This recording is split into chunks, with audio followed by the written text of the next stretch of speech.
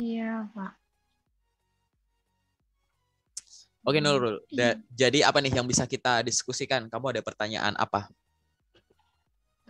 Ada pertanyaan ini sih Pak, mungkin dari pertama kan saya fresh graduate ya Pak. Nah, terus sebelumnya itu saya memang melamar beberapa perusahaan gitu. Nah, ada satu waktu itu kan sempat janjian sama Pak Andian juga ya, kita mau ini sharing, Oh, terus nggak lama dari reschedule Zoom ya? iya, Oke. iya, terus nggak lama dari itu saya udah dapat kerja Pak, diterima. Jadi Oke. itu waktu mau sharing sama Pak Handian itu memang sudah ke interview HR kayak gitu. Terus nggak lama interview Oke. user. Terus oh diterima nih, udah keterima di perusahaan up.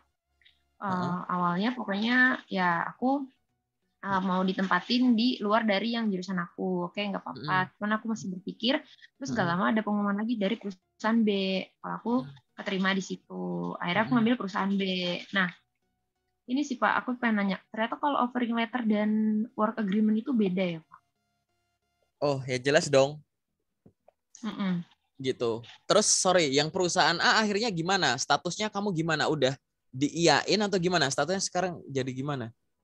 Oh, jadinya kerja di perusahaan B baru mau berjalan minggu kedua. Heeh. Tapi saya udah kerja di situ di perusahaan B itu juga saya belum tanda tangan kontrak ternyata gitu sih.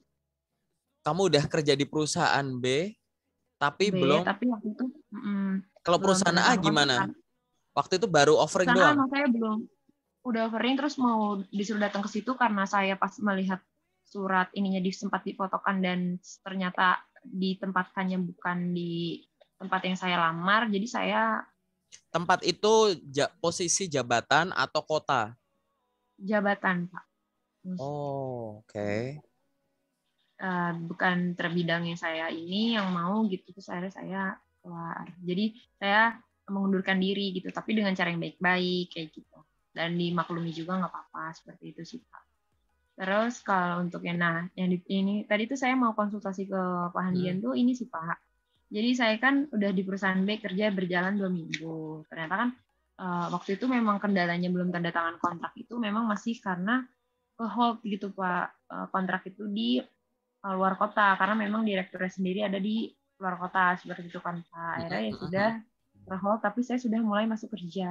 Nah, pas saya sudah mulai masuk kerja itu ada panggilan dari perusahaan C nih gitu Pak. Ya baru sampai interview HR sih Pak. Cuman pas saya akhirnya goyah saya pas saya ke perusahaan C gitu. Saya sebenarnya nggak masalah sih Pak kalau untuk sedikit lebih lama untuk apa ya mencari pekerjaan lagi gitu karena emang nggak dikejar-kejar sama orang tua gitu. Cuman kan karena saya juga pengen mencari good opportunity gitu ya Pak ya.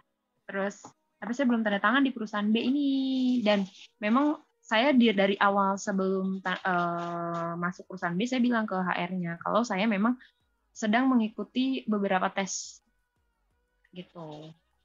Gitu. Sudah jujur di awal gitu Pak. Nah, dari perusahaan Terus B sendiri HR-nya awalnya bilang kalau misalnya si perusahaan B ini bilangnya awalnya boleh nggak apa-apa kok apakah ada penalti saya nanya gitu terus kalau bilang penalti ada tapi bisa dirundingkan saya tanya balik berarti kalau bisa dirundingkan bisa ditiadakannya iya benar Mbak asalkan ada approval atau ada persetujuan lah dari atasan seperti itu oh iya baik akhirnya saya masuk tapi belum tanda tangan kontrak sudah jalan minggu pertama ini udah seminggu ini. Terus ya saya terikut interview HR di perusahaan C ini Pak. Nah saya mau ini sih Pak, saya lagi bingung sih Pak gambling. kalau Kayak perbandingan saya B pengen sama C perusahaan C. gimana? Apa yang akhirnya kamu bikin gini ya? Hmm. Sesuatu dipertimbangkan galau, artinya dua hal ini tuh bobotnya hampir sama. Ingat nggak? Kalau Hmm. yang satu gram, satunya sekilo, ini kan Hmm. kontras. Atau satunya sekilo, satunya 1 kuintal. Ini kan kontras. Hmm. Tapi kalau kamu Hmm. galau, artinya dua ini bobotnya mirip. Nah, maksudku adalah kalau A sama B sedikit bisa dimengerti. Nanti aku jelasin. Iya. Karena Hmm. A di offering itu berbeda ya. Posisi yang dilamar sama yang ditawarkan. Oke. Hmm. Kalau yang sama C apa yang bikin goyang lagi? Toh juga baru interview HR. Apa yang ibaratnya yang Iya. sudah mulai bekerja itu setara dengan yang baru interview HR. Logikanya, yang sudah real kamu pegang, yang sudah kamu jalani, itu beratnya setara dengan yang belum kamu dapat sama sekali. Mungkin kamu mempertimbangkannya adalah, saya udah kerja, tapi belum ada tanda tangan kontrak. Maksudku tuh ini loh, kamu datang ke kantor, berinteraksi sama orang, ngerjain tanggung jawab jabatan, itu masih kelihatan setara dengan yang sama sekali kamu belum pernah tahu masuk ruangannya. Gitu. Kok sampai bisa segalo itu? Apa yang bikin C itu seberat itu? Karena aku langsung bayanginnya kalau memang kayak gitu. Kamu sudah punya pikiran bahwa nanti kalau aku ngantor udah mulai masuk, nanti aku bandingin ngantor di C sama ngantor di B, timpang. Orang ini aja belum, ibaratnya ini udah keisi penuh, beratnya sama kayak ini yang baru keisi dikit. HR itu masih termasuk tahap awal loh. Udah beratnya hampir sama. Ini masih dituang lagi gitu. Hal apa yang ada di C menurutmu? Hal yang awal ini sih Pak. Saya pas baru dikasih kontraknya yang di perusahaan B itu kemarin. Pas saya nanya ke HR-nya gitu. Saya konsultasi ke HR-nya, dikasihlah kontraknya. Terus ternyata di situ ada penalti. Gitu sih Pak. Gitu. Apa yang bikin kamu takut sama penalti? Apakah kamu belum memulai sesuatu udah takut dulu? Ibarat gini ya, kamu dari rumah pengen ke kampus, baru jalan 10 meter, apa kamu udah takut kecelakaan? Iya. Loh. Ini sih Pak, kalau untuk penaltinya itu karena kan di awalnya tuh bilangnya penalti itu bisa ditiadakan asal kalau saya mau move company itu 1 bulan sebelumnya saya itu bilang kayak gitu kan. Jadi saya ya sudah, karena saya juga memang masih mencari-cari gitu Pak, sambil berjalan ini saya mencari kayak gitu, mencari lagi. Kenapa mulai aja belum kamu sudah membuat planning mengakhiri? Iya. Ini mulai aja belum loh. Jadi ibarat pesawat mau take off, kamu udah nanya pelampung di mana ya? Gimana cara pakai pelampung sekarang? Terus nanti kalau kita teknik penyelamatan loncat ke air gimana? Gitu. Kamu udah bahas ke sana gitu loh. Maksudku kayak coba ya. Mulai aja belum, kenapa kamu udah fokus pada rencana mengakhiri gitu? Itu dulu. Ada 2 hal ini. Ini penting ya. Kenapa aku bahas ini? Kamu harusnya ngeliat ekspresiku jadi serius. Case-mu ini bisa untuk belajar banyak orang. Entah fresh grade atau senior. Gitu. Dan ini bener-bener nanti di sesi detail aku bakal bicara banyak nih. Gitu. Cuman ada 2 hal. Kenapa yang sudah di depan mata kelihatan sebanding sama yang sama sekali belum kamu peroleh? Yang ini tuh kamu udah masuk, udah dapet ini tuh kok masih bisa setara ini. Apa hanya karena kamu belum pegang kontrak kerjanya ini sama ada penalti? Gimana kalau yang ini akhirnya ada penalti? Gimana kalau yang ini akhirnya nanti kontrak kerjanya juga nyangkut orangnya yang di luar negeri? Kamu pikir sampai sana nggak? Gitu. Kenapa kok kita ngelihat dari negatifnya sih? Kenapa kamu nggak ngelihat dari benefit dan potensi tumbuh? Kalau kamu ngelihat benefit doang, aku nggak ngomong gaji. Gaji lebih sempit lagi. Kalau pertimbangannya cuma gaji itu bisa tumbuh, bisa stuck. Tapi yang penting benefit. Benefit itu termasuk gaji dan potensi tumbuh. Belum bonus-bonus yang lain gitu. Kenapa itu nggak kelihatan di depan kamu gitu loh? Kamu udah jamin belum yang C itu nggak ada penalti? Kamu jamin nggak yang C itu kontrak kerja langsung dikasih waktu kamu masuk? Kenapa kok? Makanya tadi, pertanyaan pertamaku adalah kenapa? Yang udah real di depan mata, kamu abaikan. Yang belum kamu peroleh, kan masih ada potensi gagal rekrutmen HR. Gitu. Kenapa kok kamu lebih beratnya ke sana? Itu yang nomor 1. Yang nomor 2 adalah kenapa gitu ya? Mulai aja belum, perform aja belum, kamu tuh belum bisa aku nilai loh. 1 minggu tuh belum bisa aku nilai. Kerja belum, sudah bener-bener bikin planning untuk keluar. Secara psikologis nanti akan kebaca bahwa kamu itu bekerja itu nggak ngejar, kamu nggak bener-bener nyari perusahaan ini. Karena kamu mulai kerja aja belum, udah planning untuk gimana nanti kalau ada penalti, gimana kalau ini. Kenapa sih kamu sibuk itu? Itu loh yang depan mata di mejamu kerjain. Ini udah selesai belum? Itu loh. Kenapa itu nggak kelihatan real? Takutnya apa? kamu baru fresh grade. Kamu itu harus sadar kamu punya kelebihan. Kelebihan kamu itu apa? Kemampuan kamu diminati sama banyak perusahaan. Ada perusahaan A, B, C. Nanti kalau kamu keterima di C, ada D gimana? Nanti kalau di D ada E gimana? Aku kasih tahu ke kamu ya. Aku juga mengalami hal yang sama. Di luar sana, pasti juga orang mengalami hal yang sama. Dulu aku komit ke aku sendiri. Ini versiku. Tidak usah dicontoh juga nggak apa-apa. Dulu aku mikirnya adalah aku nyari kerja di luar bidang, pekerjaan yang serius mau mempekerjakan aku akan fokusin. Aku belum mulai kayak kamu. Aku belum mulai penempatan kerja kayak kamu. Kontrak juga belum. Aku baru training. Selama aku training, selama aku training, di 3 minggu pertama, panggilan susulan itu ada 51. Jadi dalam waktu 1 bulan, aku ada panggilan tes 52 sama yang aku training ini. Gitu. Padahal kalau yang panggilan susulanku ini, wah banyak manajemen trainee bagus-bagus. Padahal di sini aku biasa aja. Gaji biasa aja, penempatan biasa aja gitu. Kalau aku pakai caramu, aku sibuk sendiri.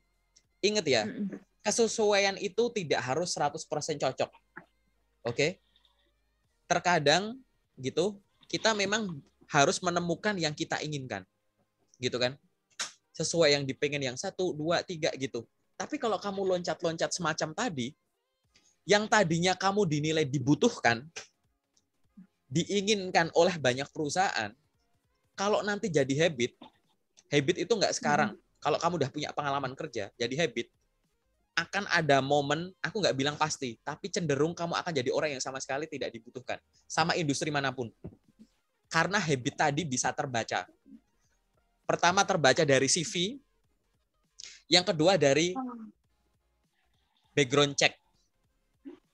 Entah lewat LinkedIn-mu, entah nelpon mantan atasanmu, entah mantan perusahaan yang kamu lamar. Misalkan kamu ditanya, kamu sekarang sedang ada di tengah rekrutmen apa? Oh, saya sedang lamar di sini sebagai ini. Rekruter tuh punya teman rekruter. Jadi nanti kamu akan dihubungi gitu. Ya, nanti kamu akan dihubungi gitu. Siapa? Ya rekruter yang sebelumnya gitu.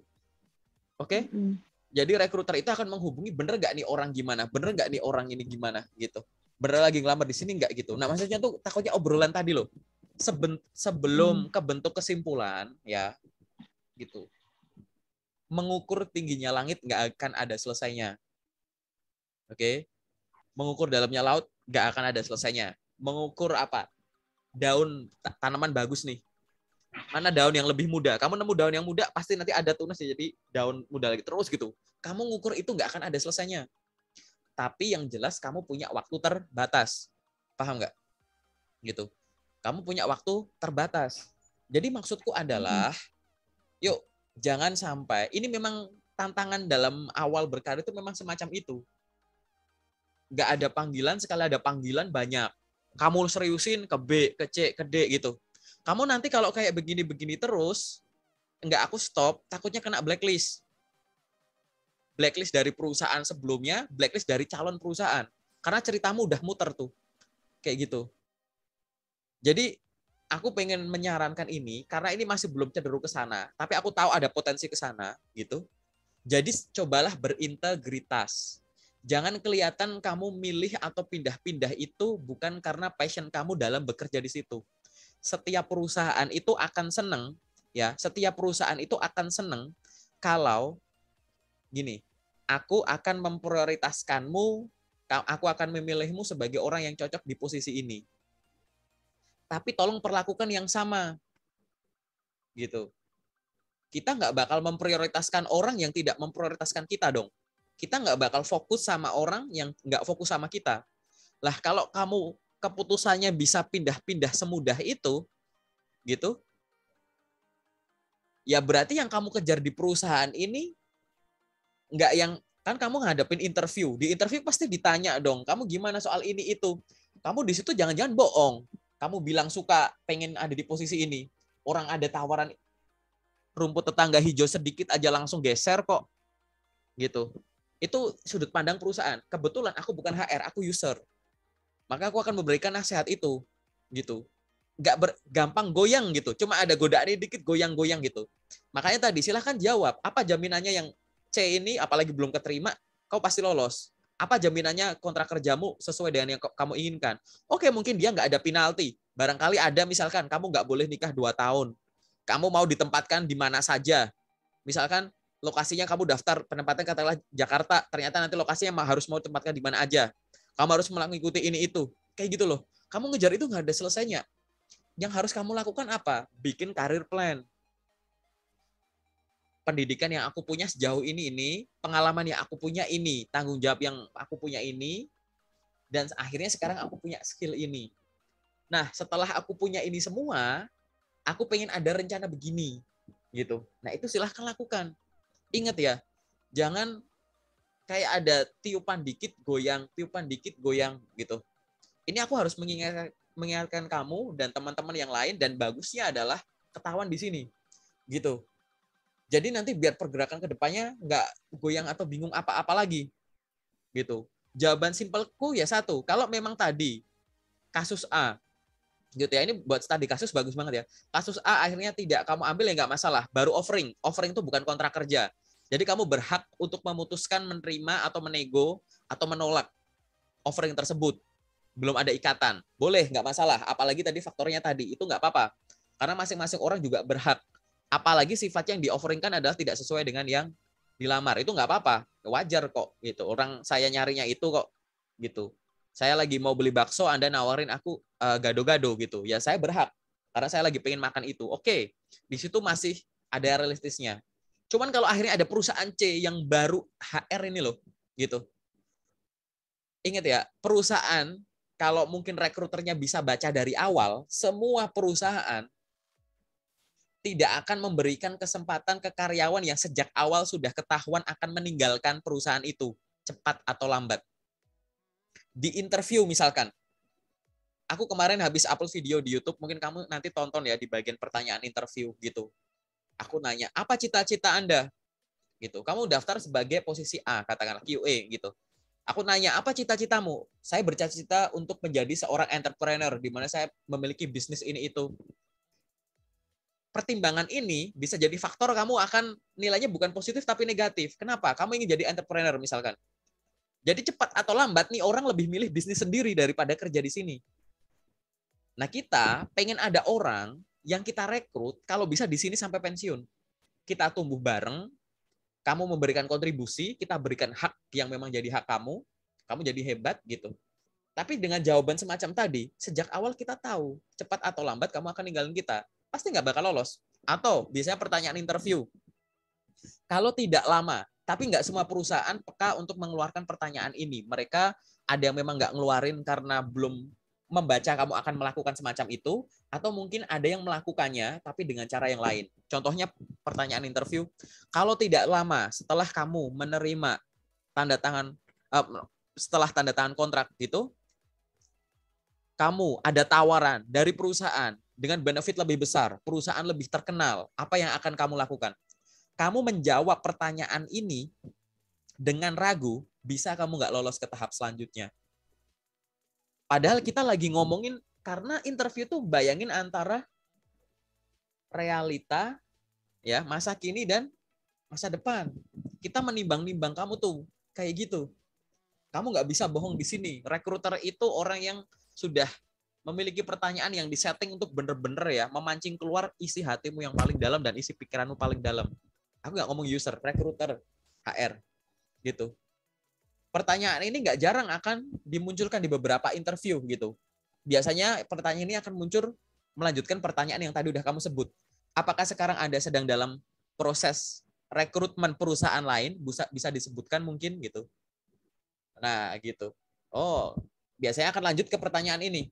Apabila nanti Anda diterima di perusahaan ini tidak lama setelah tanda tangan kontrak dan mulai bekerja, Anda juga dinyatakan lolos di perusahaan-perusahaan yang salah satu yang Anda sebutkan tadi, apa yang Anda lakukan? Di mana perusahaan itu ternyata lebih besar, mungkin memberikan benefit lebih banyak gitu. Kamu di sini jawabnya kagok misalkan, atau jawabnya kayak nggak yakin. Walaupun jawaban kamu, saya akan fokus di sini gini gitu. permisalan tadi belum tentu akan jadi nyata. Lagi dibikin permisalan aja, udah nunjukin bahwa kamu tuh nggak yakin daftar di sini. Padahal keterima di sini juga belum, ada kemungkinan panggilan di perusahaan itu juga belum. Sama-sama belum nyata, tapi kamu jawab masih belum yakin. Berarti ada kemungkinan kamu nggak fokus kerja di sini. Nah, kalau gitu, daripada sejak awal aku tahu kamu bakal buruan pergi karena masih nggak yakin dengan perusahaan ini, mending nggak usah kasih kesempatan ke kamu. Kamu bukan kandidat tunggal, masih banyak orang yang lebih hebat yang bisa berfokus di sini. Nah, kayak gitu loh maksudku. Nah, ini kamu jangan terjebak di momen ini. Gitu. Oke? Aku nggak nyuruh kamu milih yang A, B, C. Harus yang mana? Enggak. Tapi lihat fenomenanya dan silahkan tarik kesimpulan sendiri. Oke? A mungkin bisa kita kesampingkan. Silahkan sekarang jawab sendiri pertanyaanku untuk membandingkan B sama C. Biar apa? Buruan fokus. Kalau kamu memang masalahnya cuma kontrak kerja, tanda tangan kerja, ya sudah. Kalau bos kamu nanti datang, kan akhirnya kontraknya ditandatanganin. Kalau akhirnya nanti nggak ada tanda tangan kontrak dan dibohongin, kau bisa lapor ke Disnaker. Kau bisa laporin polisi juga karena udah masuk gitu. Kayak gitu. Ini kan real gitu. Tapi kan kamu udah mulai bekerja gitu. Oke, kamu bisa lihat interaksi dengan orang-orang di sana. Kamu bisa diskusi dengan atasan-atasanmu. Kamu kerja punya atasan kan? Gitu. Udah nyoba belum nyampein sama atasan, Pak, saya mau konsultasi bahwa saya sudah mulai bekerja seminggu ini tapi saya belum bisa menerima tanda tangan kontrak kerja saya, Pak. Katanya Pak ini sedang di sini ya, Pak ya, gitu. Tapi nggak apa-apa kan, Pak, kayak gini, Pak, nanti saya dibantu ya, Pak, untuk buat bisa tanda tangan tersebut, gitu. Karena saya butuh bukti ini biar menjadi penyemangat saya dalam bekerja. Atau saya ingin menunjukkan ini ke orang tua saya. Gitu, udah ada solusi. Bukan hanya karena selembar kertas yang udah real ini jadi ringan. Gitu. Seolah-olah yang ini tuh beratnya tuh cuma berapa gram di neraca pertimbanganmu, tapi kontrak kerja ini beratnya tuh sekian ton. Jadi kalau ini belum ditaruh, ini tuh belum berat gitu. Kan aneh gitu. Memang benar ada kesalahan di perusahaan juga. Bahwa kenapa kok udah masuk tapi belum ditandatanganin. Tapi kan perusahaan kan beda-beda gitu. Apalagi tadi di levelnya level tinggi, pengambil keputusan. Kayak gitu. Kalau level pengambil keputusan kita nggak tahu kesibukan beliau, apalagi di tengah momen yang era yang serba susah semacam ini. Nggak banyak pengambil keputusan yang akan stay saja di kantor pusat, yang cuma memberikan arahan-arahan. Beliau pasti akan datang tuh, ya, mengambil peran langsung ke cabang-cabang, ke daerah-daerah untuk memotivasi dan memastikan langsung bisnisnya berjalan dengan baik. Itu wajar akhirnya kalau dieksekusi semacam itu. Oke? Tapi ini silahkan tanyakan yuk, gitu. Kok bisa yang udah real beratnya sama dengan yang masih imajinatif? Yang selanjutnya adalah kalau memang yang kamu khawatirkan masalah kontrak kerja tadi, apa sih kemungkinan terburuk soal kontrak kerja ini? Gitu. Terus kenapa sih kok kamu udah bahas penalti? Apa jaminannya kalau yang interview HR ini kamu keterima?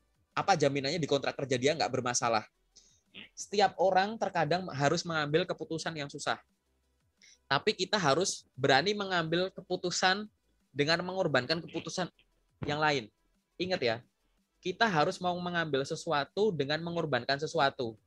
Karena biasanya kalau kita ingin mendapatkan sesuatu tanpa mengorbankan sesuatu, biasanya kita akan mengorbankan segalanya. Gitu, ingat itu. Gitu bahasanya. Kok jadi aku mengeluarkan kata-kata mutiara ya? Ini yang aku sampein ini jarang ya aku sampein di sesi one on one ya. Biasanya kalau udah sesi rame kayak gitu. Karena ini ingat case ini tuh sebenarnya sering terjadi, tapi sama kandidat-kandidat berkualitas gitu. Aku harus apresiasi di sini. Hal ini terjadi di kamu berarti kamu itu diinginkan sama banyak perusahaan. Cuman tadi proses follow up rekrutmennya kan beda-beda. Ada perusahaan yang fast respon, ada yang enggak. Ini kalau aku mau ngasih saran ekstrim, udah kamu di rumah aja nganggur dulu. Tunggu aja setahun ke depan, seminggu atau sebulan ke depan. Nanti ada panggilan banyak, baru dipilih. Terus, gitu.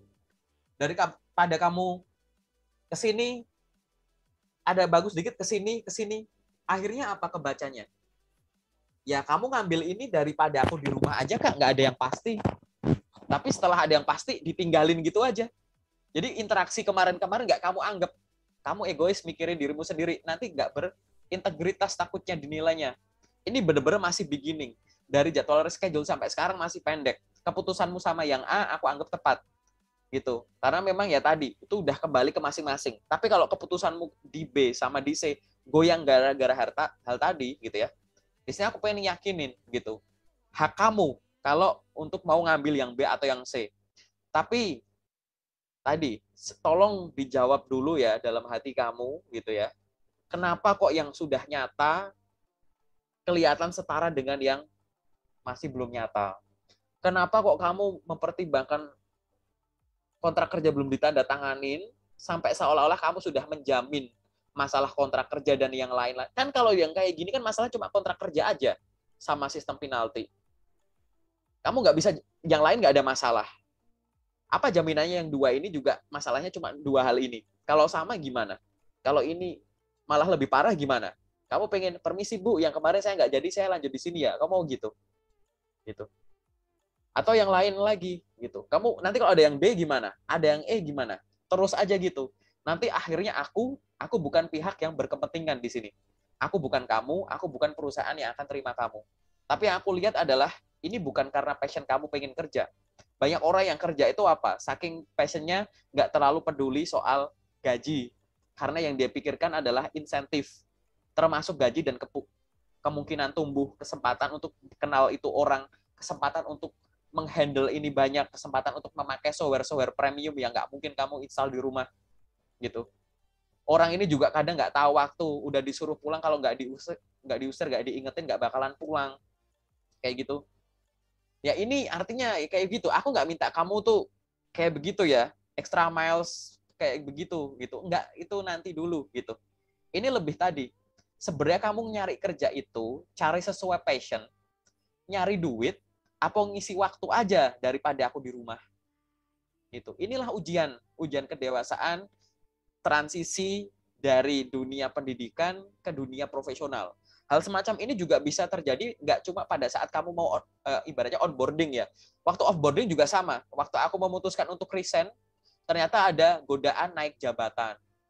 Ada godaan ganti posisi yang lebih wow, nambah bonus gini gitu. Tapi di sisi lain aku pengen resign, gitu. Tapi begitu kamu memutuskan untuk lanjut, ternyata ada konflik-konflik terus yang bikin aku pengen resign. Aku ngajuin resign lagi, ternyata performanku bagus gitu. Sama aja gitu. Aku di sini pengen mengedukasi kamu, yuk coba bikin career plan. Bukan ngikutin arus. Manusia itu pemutus. Oke? Ini tools, ini alat. Manusia itu yang mengendalikan alat gitu. Kamu yang punya plan, bukan kayak ya nanti gimana sih gitu. Nanti kalau aku mungkin interview kamu kayak gitu jadi akhirnya, atau mungkin nggak cuma kamu ya, banyak kok teman-teman yang lain gitu yang mungkin videonya belum aku upload gitu ya. Sebenarnya kamu ngejar apanya sih? Ngejar bagusnya perusahaan. Kenapa kamu nggak berkontribusi di situ biar perusahaan kamu lebih hebat dari kompetitor itu? Jadi dengan adanya kamu, perusahaan ini jadi lebih hebat. Kamu kenapa kok nggak memikirkan itu? Atau misalkan potensi tumbuh. Ini kan baru sekarang gitu. Ini aku kasih contoh, banyak kok yang perusahaan-perusahaan yang semacam itu gitu. Perusahaan-perusahaan yang mungkin dulu nggak dilihat, nggak dipandang mata, mungkin sekarang yang lagi viral, perusahaan Orange itu. Aku tahu perusahaan Orange itu, banyak teman-temanku ada di sana, startup yang sedang rame itu gitu. Dulu nggak banyak orang yang tahu itu, sekarang bisa dilihat sebesar apa gitu. Dulu waktu awal-awal teman-temanku banyak kerja di sana, ada yang aku tanya gitu, kenapa kamu masuk di sini? Iya, aku ngelihat perusahaan ini ada potensi tumbuh gede banget. Beneran kan? Perusahaan Orange itu gimana? Gitu. Bahkan teman-teman, sebagian teman-teman yang dapat kabar buruk masih diperlakukan bagus sama rekruter, sama perusahaan itu, dicarikan tempat baru gitu. Waktu itu beberapa tahun yang lalu, tahun 2017 seingatku, itu belum kelihatan perusahaan akan kayak gitu. Nah itu loh maksudku. Dengan adanya kamu, perusahaan jadi lebih besar, bukankah itu lebih bagus? Kok kamu nggak melihat potensi itu? Gitu. Nah silahkan. Akhirnya kamu mau memutuskan B atau C, silahkan. Tapi please, memutuskan B atau C ini, kalau bisa pertimbangannya, jangan salah membandingkan yang realistis sama yang belum terjadi. Jangan salah membandingkan bahwa kamu tuh sebenarnya ini akan ada di siklus rantai yang tidak terputus. Sampai ke C, ke D, nanti ada D, ada E ada F, terus kayak gitu. Gitu. Nanti kamu malah jadi nggak jelas, gulung-gulung gitu. Nanti kalau kayak begitu kebiasa di dunia kerja, ini kamu udah jadi full timer nih, full time. Tapi kenapa kau pindah-pindah kantor nih? Kayak gitu. Ya kan tadi yang kamu kejar tuh sebenarnya apanya gitu. Kenapa kamu nggak bersabar sedikit mengembangkan diri, bersabar sedikit memanage dengan lebih bagus dan lain-lain gitu. Itu saranku untuk fenomena yang kamu ceritakan baru sampai kayak tadi gitu. Semoga cukup ada gambaran ya. Kalau ada tanggapan boleh, kalau ada tambahan boleh. Masih di mute, sorry. Iya sih Pak, kan saya juga bertanya-tanya gitu. Sebenarnya aku tuh nyarinya apa sih kayak gitu ya Pak ya. Sering nanya kayak gitu juga, sampai nanya ke orang tua. Ya orang tua sih selalu bilang ya terserah kamu. Cuman terus suka nanya ke kakak juga. Kalau kakak lebih nyaranin ya lihat aja apa yang udah di depan mata. Nanti kalau misalnya nanti ada bukan perusahaan pas masa kontrak kamu sudah habis, baru itu kamu mulai lamar-lamar lagi. Gitu. Cuman kadang tuh saya tuh ragu gitu Pak, saya bisa nggak ya ngikutin kerja gini gitu. Karena memang saya kan di sini lebih ke banyak ngurusin dokumen dan saya memang sebenarnya sudah dilatih gitu. Alhamdulillah di perusahaan B juga sangat baik-baik gitu, orangnya mau ngajarin saya dan saya juga kalau belum bisa tuh kadang misalkan pulang kerja jam 4, saya tuh pulang bisa jam 5 karena saya emang aku harus kerjain ini sampai bisa. Pokoknya saya tuh nggak mau saya itu dicap ini enak nggak bisa kerja seperti itu Pak. Makanya saya berusaha, oke aku harus bisa karena menurut saya juga kalau saya udah di perusahaan B ini seminggu berjalan aja menurut saya ilmu yang baru dan ilmu-ilmu yang memang belum pernah saya saya dapatkan gitu di bangku kuliah itu bisa berguna gitu Pak untuk di perusahaan nanti memang jika saya mau melamar di perusahaan lain setelah kontrak habis. Memang ini kan probation dulu ya Pak, 3 bulan. Seperti itu Pak. Cuman saya mau nanya sih Pak, kalau misalnya untuk idealnya gitu ya Pak, misalnya namanya kan saya sendiri untuk fresh graduate saya emang masih mencari gitu. Tapi memang saya mau menghabiskan dulu nih, misalkan di kontrak yang ini habis, terus kalau ada perpanjangan, diperpanjang, atau kalau ada good opportunity lain, saya menjadi kutu loncat gitu. Tapi nggak seterusnya jadi kutu loncat gitu, itu gimana ya Pak? Ini ya, jangan memperlakukan pekerjaan setelah kamu direkrut, terus kamu kayak dilepas, kamu disuruh kerja sendiri, kamu nggak bisa nanya temen, kamu nggak bisa ini itu gitu loh. Jadi beban kamu gitu. Aku gimana ya, nanti aku kan nggak kebiasa ini. Itu ada orang, ada temen, ada peers kamu, ada atasan yang bisa kamu tanya, ada buku, ada manual yang bisa kamu nanya gitu. Kalau nggak tahu nanya, minta diajarin, minta dibimbing gitu. Jadi jangan menganggap itu sebagai sesuatu yang nggak bisa dipelajari gitu. Dunia kerja tuh organisasi yang dibayar. Kamu punya pengalaman organisasi, pernah ikut organisasi, nah persis kayak gitu dibayar, tapi kayak gitu. Jadi kerjasamalah. Kalau kamu mikir yang bagus-bagus, nanti akhirnya aku nggak mau ikut organisasi ini ya. Aku ikut organisasi kampus itu. Akhirnya jatuhnya jadi nggak realistis gitu. Nah, kalau biar kamu nggak jadi kunci loncat dan lain-lain, apa? Sebenarnya itu masalahnya adalah di planning kamu apa. Gitu. Kalau kamu sudah punya perencanaan karir, di mana kamu punya gambaran perjalanan karirku, aku akan ke arah sana, tapi biar ke sana aku harus lewat jalan ini. Maka kamu akan berfokus di posisi ini, di perusahaan ini. Karena ini sesuai track. Tapi kalau sejak awal kamu nggak melihat ini sebagai tujuanmu atau arah jalan ke tujuanmu, ini sejak awal akan kamu tinggalkan. Gitu. Ya makanya tadi di perusahaan, kalau sejak awal udah kelihatan bakal ditinggalin, mending nggak usah aku kasih kesempatan sama sekali. Ngabisin waktu buat aku cari kandidat yang lain gitu. Secara umum gambarannya gitu ya.